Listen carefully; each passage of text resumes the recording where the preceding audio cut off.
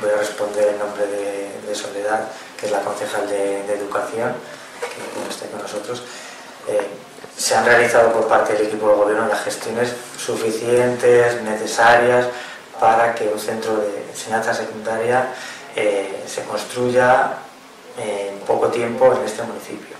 ¿Cuál es el problema? Que falta, como siempre, la confirmación oficial en el presupuesto de la Comunidad de Madrid de que está recogida esa inversión, pero se están trabajando con planos, se está trabajando con propuestas ya concretas. No se puede detallar más porque, claro, estamos hablando de que si la Comunidad de Madrid sigue recortando presupuestos sanitarios, educativos de cada ejercicio 2013, no sabemos si eso va a entrar o no va a entrar, pero es un objetivo prioritario de este equipo de gobierno desde el primer día. Se ha hecho un trabajo en 6 meses para desbloquear la situación que queremos que pueda dar su fruto en los próximos 6 meses, o sea, se ha hecho un trabajo muy fuerte, pero estamos a expensas de la Comunidad de Madrid. Yo creo que en eso todos los partidos que formamos parte del equipo de gobierno eran muy claros. ¿Tendremos noticias entonces en 6 meses? Sí, esperamos tener noticias, pero que la competencia es una competencia directa de la Comunidad de Madrid, que el Ayuntamiento, por supuesto, hace todo lo que puede en este sentido,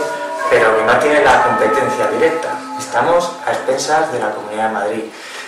Yo lo que sí quiero reiterar y de alguna manera apagar ese pequeño fuego que parece que se encendió, ¿no?, cuando un grupo alternativo de gobierno al del Partido Popular gobernó en este municipio, es que eso no tiene por qué enfriar ni perjudicar las relaciones con la administración regional.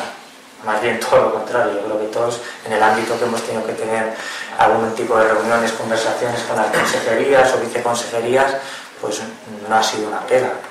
Parece que choca, es algo novedoso, somos una excepción dentro de la Comunidad de Madrid, pero no quita para que los derechos de los vecinos de Boaz de Faima de Alpino se puedan defender, igual que si fuera otro equipo de gobierno o el equipo de gobierno del Partido Popular que gobernara, ni mucho menos. O sea, eso está garantizado.